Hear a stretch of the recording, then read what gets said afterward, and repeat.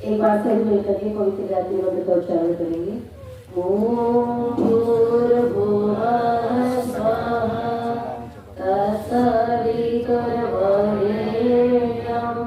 भर्गो देवस्य धीमहि धियो यो नः प्रचोदयात्।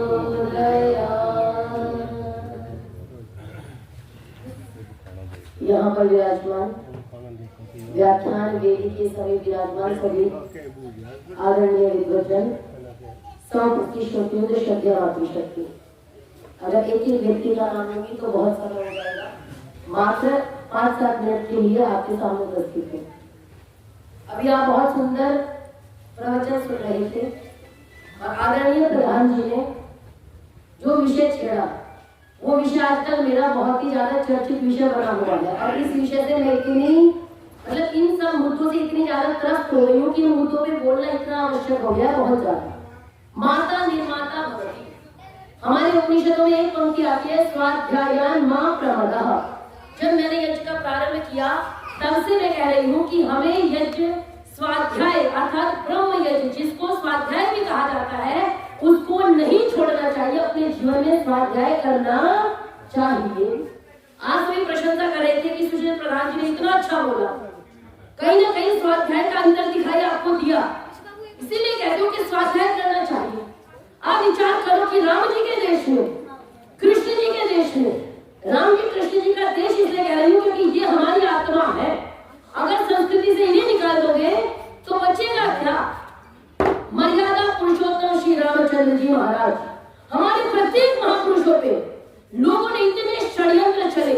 अभी बहुत सुंदर बात कही जा रही थी, दुनिया में कोई 1400 साल पहले आया, कोई 2000 साल पहले आया, कोई 2400 साल पहले आया और हम कहते हैं हम सनातनी सबसे प्राचीन हैं, हम तो सबसे पुराने हैं। लेकिन आप मुझे बताइए कि 1400 साल पहले वाले इतने देश लिए बैठे हैं तो ये पुरातन वाले सनातन वाले कहाँ हैं? विचार करो, कहीं तो समस्या हुई है। अगर समस्या पहचान जाएंगे तो आगे गुलाम होने की ओर अग्रसर नहीं होंगे। मर्यादा पुरुषोत्तम श्री रामचंद्र को प्रत्येक भारतीय आदर्श मानता है, आम जनमानस में आस्था है। तो लोगों ने क्या किया? सबसे पहले राम जी के प्रति आस्था दिला दो, यही किया ना। अगर मेरे अपने दादाजी के प्रति आस्था है तो आप मुझे कितनी बुराई करना मैं मानूंगी नहीं, लेकिन लोगों ने क्या किया? दादाजी की बुराई शुरू कर दी। तो फिर क्या हो गया? मेरे परिवार की तो नींव हिल गई, मेरा परिवार तो खत्म हो गया। यही होता है ना, अगर दादाजी की बुराई कर दी तो फिर बेटा कहाँ, पोता कहाँ बचा? उसी प्रकार जब मर्यादा पुरुषोत्तम श्री रामचंद्र की बुराई कर दी तो हमारे अंदर स्वाभिमान कहाँ बचेगा? उनको कह दिया स्त्री को बाहर निकाल दिया था, दलित विरोधी थे, ये सब बातें राम जी को लांछन लगा दिया, जबकि हमने ये मान भी ली। अच्छा आप कह रहे हो थे, मैं कहती हूँ वाल्मीकि रामायण हमने खुद खोल के क्यों नहीं देखी? हमने वाल्मीकि रामायण का अध्ययन स्वयं क्यों नहीं किया? राम जी के विषय में ऐसी ऐसी पंक्तियां सर्वदा गदा सर्वी समुद्रैव सिन्धुः आर्य सर्व समश्चैव सदैव प्रिय दर्शनः। इन पंक्तियों के साथ राम जी का परिचय वाल्मीकि रामायण में होता है, लेकिन आज हमने दुनिया भर के लांछन लगा दिया राम जी और कृष्ण जी की। बस संक्षिप्त चर्चा आपके सामने कर रही हूँ। योगीराज श्री कृष्ण चंद्र जी महाराज जिस दिन आप महाभारत पढ़ेंगे, इसीलिए कहते हो स्वाध्याय करो। उपनिषदों ने कहा स्वाध्याय में प्रमाद नहीं करना चाहिए। हमने तो पढ़ना ही छोड़ दिया कृष्ण जी को। कृष्ण जी को हमें कौन बता रहा है? जो हमने कथाकारों के माध्यम से देख लिया, बस वही हमारे कृष्ण जी है, यही जानते हैं। जो हमें टीवी पे दिखा दिया वही हमारी महाभारत है। अभी 4-5 दिन पहले सोचिए चेहरा कितनी जड़ों तक घुस गए। 12वीं क्लास के बच्चों से मैं बातें कर रही थी। 12वीं क्लास का बच्चा छोटा नहीं होता, किस दिशा में जाना है वो पहले तय कर लेता है। 12वीं क्लास के बच्चों को मैं नॉर्मली मैंने बोला 5 पांडवों के नाम तो याद होंगे, मेरे दिमाग में आ ही नहीं सकता कि 5 पांडवों के नाम नहीं बता सकते। आप दुर्भाग्य देखिए भारतवर्ष का कि आपके बच्चे 5 पांडवों का नाम नहीं जानेंगे। दुर्भाग्य देखिए, उन्हें पता ही नहीं कौन युधिष्ठिर, कौन भीम, कौन अर्जुन, कौन नकुल, कौन सहदेव। एक एक के नाम बता सकते हैं लेकिन 5 पांडवों का नाम नहीं बता सकते। कैसे बचाओगे देश? कैसे होगा अगर स्वाध्याय नहीं करो? हमको कृष्ण जी के नाम पे, कृष्ण जी को तो हमने ऐसा खिलौना बना लिया जैसे हम खिलौना बाजार से खरीदते हैं ना। कौन थे कृष्ण जी? अगर महाभारत को पढ़ेंगे, जरासंध एक दुष्ट राजा था, राक्षस था। 86 राजा बंदी बना रखे थे जरासंध ने, 86 राजा 86, और कहा जब 100 राजा बंदी बना लूंगा तो इन सबका वध कर दूंगा। ये जरासंध की प्रतिज्ञा थी, अर्थात धमकी थी। उस समय वध इस तरह तो नहीं होता था, तो उसने कहा मैं 100 राजा बंदी बना के इनका वध कर दूंगा। 86 राजा बंदी थे। युधिष्ठिर का विचार है राजसूय यज्ञ करना चाहिए। अब श्री कृष्ण जी को बुलाया गया, क्या करें? तो श्री कृष्ण जी ने कहा कि जब तक जरासंध जिंदा है तब तक आपका यज्ञ सार्थक नहीं होगा। उसने 86 राजा बंदी बनाए, पहले उन्हें छुड़वाओ। अब 86 राजा को छुड़वाने के लिए कितनी बड़ी सेना चाहिए? जो 86 राजाओं को पराजित करके बंदी बना सकता है वो कितना ताकतवर है?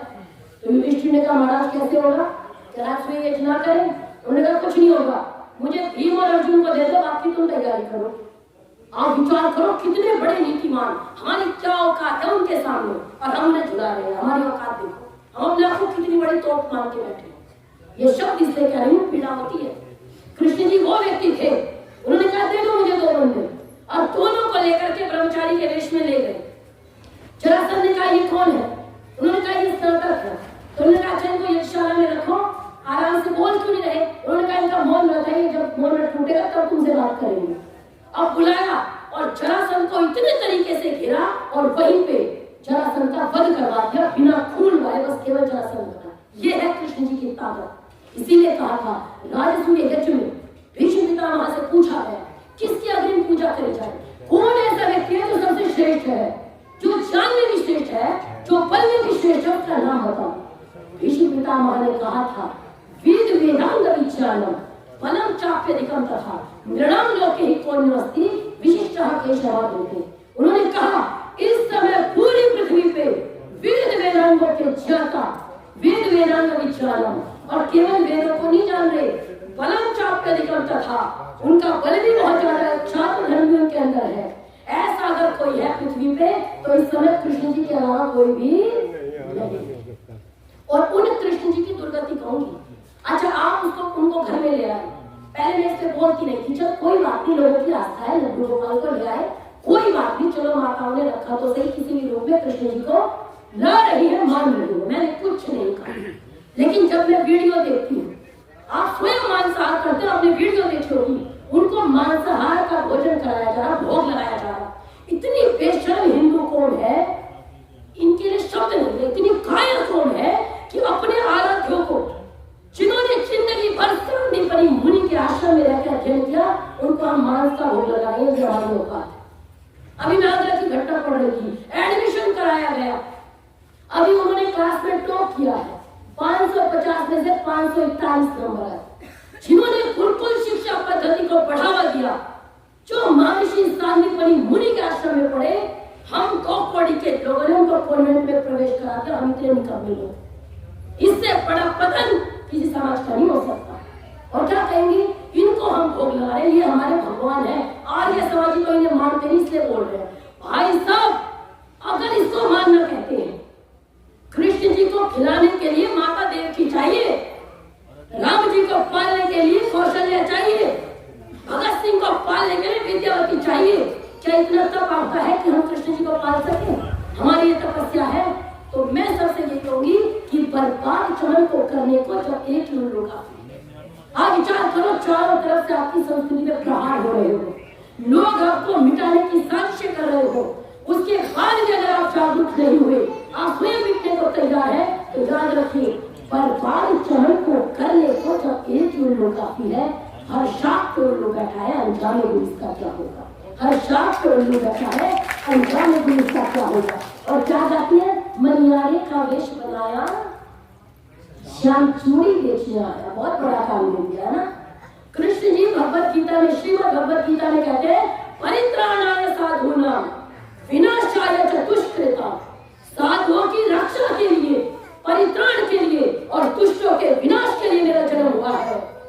जब जब धर्म की हानि होती है तब तब मुझे आवाज उठानी पड़ेगी, तब तक मैं बोलूंगा। और हम कहते हैं ना ना कृष्ण जी, भगवान जी आप गलत है, आपका जन्म दुष्टों के विनाश के लिए नहीं हुआ, आपका जन्म तो मनियारे का वेश बनाया, चूड़ी बेचना है। विचार करो, ये तड़म क्यों नहीं उठती आपके मनों में, क्यों नहीं उठती? क्योंकि स्वाध्याय छोड़ दिया। महाभारत पढ़िए, रामायण पढ़िए, अपने आराध्यों की दुर्गति मत करवाइए। और मैं, क्योंकि आप कोमल है, आपको जो बताया अच्छा नहीं, इधर भी ठीक है उधर भी ठीक है, हम तो उधर भी जाके बैठ जाते हैं, उधर भी जाके बैठ जाते हैं। ये जो इधर उधर वाले लोग हैं ना, इन्हीं का फिर मत परिवर्तन हो जाता है, धर्म परिवर्तन करवा देते हैं लोग। इसलिए अड़िग रहिए और केवल कृष्ण जी का चित्र नहीं, अपितु चरित्र की भी पूजा कीजिए। राम जी के केवल चित्र की भी नहीं, अपितु चरित्र की भी पूजा कीजिए। राम जी बनने के लिए वो त्याग चाहिए, कृष्ण जी बनने के लिए वो नीतिमत्ता चाहिए। इतने बड़े नीतिमान योद्धा को हमने क्या बना के रखा, टॉप कर रहे हैं। और उत्तर कैसे लिखे जाते हैं? वो कहते हैं मुझे सपने में आते हैं कान्हा जी, और मुझे उत्तर बताते हैं बहन ढोंग करने के लिए तुझे और कोई नहीं मिला, साईं बाबा को कर ले लेके हमने छोड़ दो रखे है। लो भाई तुम्हारे यहाँ बात करो, हमारे कृष्ण जी के साथ कोई अपमानजनक व्यवहार मत करो। श्रीमद् भगवद गीता को पढ़ो और जो कृष्ण जी का संदेश है मैं बताऊंगी। बस ये बात करके वाणी को विराम देती हूँ। ये सब जो साइड वाले रास्ते होते हैं ना, ये इसलिए खोले जाते हैं क्योंकि सीधे रास्ते पे चलने की औकात नहीं, सीधा रास्ता है कठिन। अब कृष्ण जी का पता लग गया, नीतिमान थे, कृष्ण जी अपने माता पिता की सेवा करते थे, कृष्ण जी वसुदेव मुनि के आश्रम में पढ़े थे, तो हमें भी अपने बच्चों को पढ़ाना पड़ेगा। अब हमने घर में ले आए, अब कृष्ण जी के हिसाब से हम नहीं चलेंगे, अब कृष्ण जी हमारे हिसाब से चलेंगे। चला उठ जाओ तो उठ गए, अरे भैया तुम्हारी औकात है। कुछ लोग कहते हैं चलो हम ईश्वर नहीं मानते, आर्य समाजी हम ईश्वर मानते हैं। मैं कहती हूँ क्यों आप इतने बड़ी तोप है कि आप ईश्वर को उठाएंगे? आप ईश्वर ही मान लो। अगर आप ईश्वर मानते हैं तो आप इतनी बड़ी तोप है कि ईश्वर को आप चलाएंगे। उठो जी, जो सृष्टि का पालन करे, जो सृष्टि को चलाने वाले भगवान है, ईश्वर है, उनको हम चलाएंगे। तो हम अपने को तोले, वरना याद रखिए बहुत घमंड था हमको कुछ बात है कि अस्सी मूर्ति नहीं होगा। मैं कहती हूँ याद करो, कभी अफगानिस्तान तक थी सीमा तुम्हारी, सिमट के आज कहाँ रह गए, देश भी नहीं है। अब तो जूस में जो मिला के देंगे वो पीना पड़ेगा। गाजियाबाद की घटना है ना, और सबसे बड़ा दुर्भाग्य देश का, आजाद भारत, स्वतंत्र भारत, घमंड करते हैं ना हम आजाद है, हम स्वतंत्र है हम। मैं कहती हूँ अगर आजाद भारत में झांसी की रानी की मूर्ति लगाने पे भी प्रश्न चिन्ह लग जाए तो विचार करना कि आजाद है या गुलाम है। अभी की घटना करंट की घटना है, सरकार को रोकना पड़ा, हस्तक्षेप करना पड़ा अधिकारियों को कि झांसी की रानी की मूर्ति नहीं लग सकती। ऐसे लोगों से कैसे कैसे लड़ेंगे? हम तो अपने बच्चे को बड़ा कायर सा, बड़ा सॉफ्ट सा, भगत सिंह नहीं चाहिए, पड़ोसी का बन जाए। मेरा बच्चा तो बस टीवी देखे, पबजी खेले, फ्री फायर खेले, हो तो गया। 25-25 साल के बच्चा में पता ही नहीं उसकी दिशा क्या तय हुई है, अभी छोटा है। कब तक? अभिमन्यु इतने महारथियों में पेला दिया था, पढ़ाते नहीं ना महाभारत, इसलिए पढ़ाओ। और एक और शुभ का छिड़ गया, महाभारत घर में रखने से लड़ाई हो जाएगी। मुझे एक महिला ने बताया, मैंने कहा ये दिव्य ज्ञान मुझे पहली बार मिला, मैंने आज तक सुना ही इतना दिव्य ज्ञान। कहती है मैंने कहा आप कहाँ जा रही हो? बस ये घटना और सुनाऊंगी। कहते पीर पे जा रही हूँ, हालांकि अब वो नहीं है, वो मुझे बहुत अच्छा लगा। आजकल जिन पे लोग जा रहे थे और जिन पे मेरी निगाह थी वो इस समय नहीं है, मैं बड़े सुकून में हूँ। ताला लगाया लेकिन तुम्हारा भी नहीं तो हमारा भी नहीं रहेगा। अब क्या हुआ? कहती है पीर पे जा रही हूँ। मैंने कहा दीपावली पे पीर का क्या काम? ना मेरी सास भी जाया करती थी। मैंने कहा आपकी सास दीवार में उसको दौड़े आकर दीवार में टक्कर मारेगी तो आप मारोगी ना चाहते हैं। मैंने कहा दीपावली से पीर का संबंध सिद्ध कर दो, मैं जाऊँ। कहते ना मैंने कहा घर में गायत्री मंत्र का जाप कर लो, क्यों लगाई लग रही है?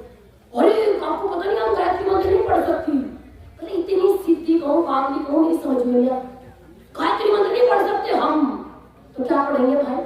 हम गायत्री मंत्र नहीं पढ़ सकते। मेरी 2.5 साल की बच्ची है, मैंने उसको गायत्री मंत्र पढ़ा दिया।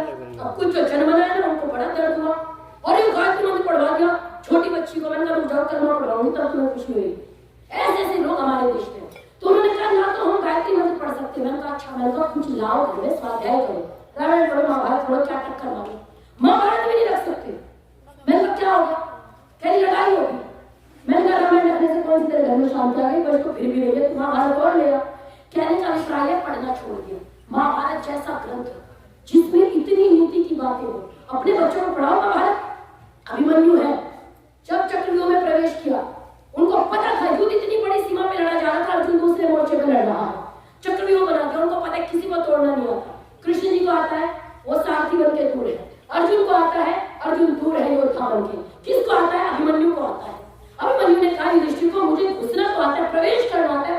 चलना नहीं आता। हमारा बच्चा होता तो हम क्या कहते हैं, भाई तू घर में आ, जिसका होगा देखेंगे, तू घर में आ, तू रहने दे पहले, यही कहेंगे ना। आप विचार करो, युधिष्ठिर ने क्या कहा, तुम प्रवेश करो, हम तुम्हारे पीछे प्रवेश करेंगे।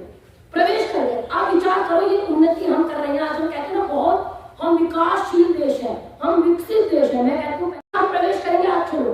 अभिमन्यु आगे चल रहा है, युधिष्ठिर इत्यादि पीछे है।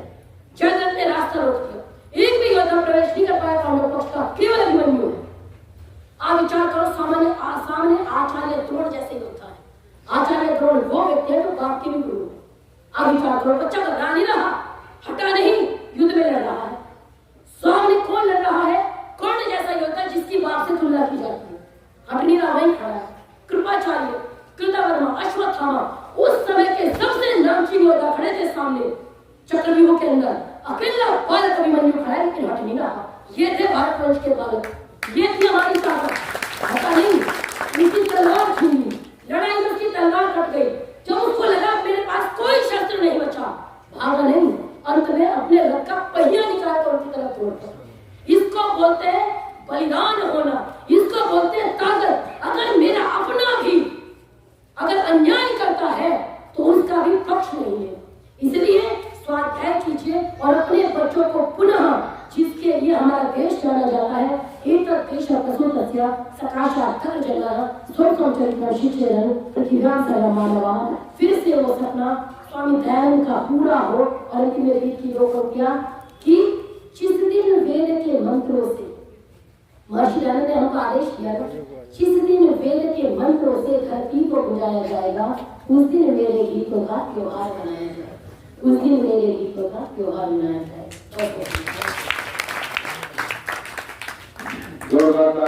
शांति पृथ्वी शांतिरापः शांतिरो क्षरयः शांतिः वनस्पतयः शांतिर्विश्वे देवः शांति ब्रह्म शांतिः सर्वं शांतिः शांतिरेधि शांति सामा शांतिरेधि। ओम शांतिः शांतिः शांतिः। जो बोले सो है। मर्यादा पुरुषोत्तम श्री रामचंद्र जी की, योगीराज श्री कृष्णचंद्र जी की, प्रज्ञा चक्षु दंडी स्वामी विजयानंद जी की, जगत गुरु महर्षि देवदयानंद जी की, अमृतात्मा स्वामी श्रद्धानंद जी की, देश में मिटने वाले अमर शहीदों की, देश में मिटने वाली वीरांगनाओं की, आर्य समाज, वेद की ज्योति, ओम का झंडा, हमारा उद्घोष जन्मंतो विश्व मार्गम वैदिक धनु। ओम